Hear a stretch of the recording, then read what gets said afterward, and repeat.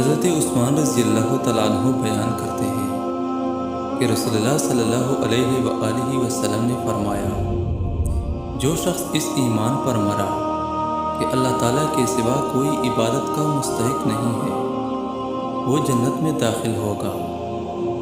حضرت عباس بن عبد المطلب رضی اللہ تعالیٰ عنہ بیان کرتے ہیں کہ رسول اللہ صلی اللہ علیہ وآلہ وسلم نے فرمایا، جو شخص اللہ تعالیٰ کو رب، اسلام کو دین اور محمد رسول اللہ صلی اللہ علیہ وآلہ وسلم کو رسول مان کر راضی ہو گیا، اس نے ایمان کا ذائقہ چکھ لیا۔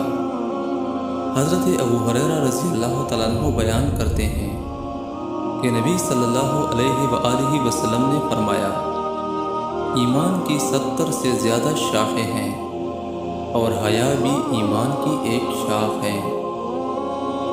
دوسری حدیث میں حضرت ابو ہریرہ رضی اللہ تعالیٰ عنہ بیان کرتے ہیں کہ رسول اللہ صلی اللہ علیہ وآلہ وسلم نے فرمایا کہ ایمان کی 70 یا 60 سے زیادہ شاخیں ہیں، جن میں سب سے افضل کلمہ طیبہ کا اعتقاد ہے، اور سب سے ادنا شاخ راستہ میں سے کسی تکلیف دہ چیز کو دور کر دینا ہے، اور حیا بھی ایمان کی ایک شاخ ہے۔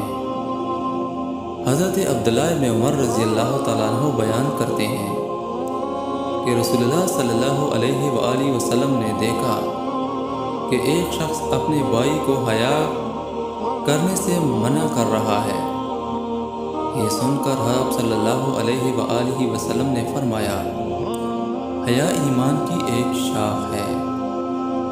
حضرت سفیان بن عبداللہ ثقفی رضی اللہ تعالیٰ عنہ بیان کرتے ہیں کہ میں نے عرض کیا، یا رسول اللہ، اسلام کے متعلق مجھے کوئی ایسا ارشاد فرمائیے کہ پھر میں آپ کے بعد کسی اور سے سوال نہ کروں۔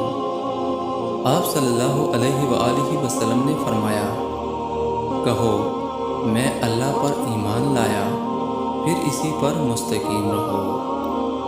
حضرت عبداللہ بن عمرو بن العاص رضی اللہ تعالیٰ عنہ بیان کرتے ہیں کہ ایک شخص نے رسول اللہ صلی اللہ علیہ وآلہ وسلم سے پوچھا کہ اسلام کا کون سا حکم بہتر ہے؟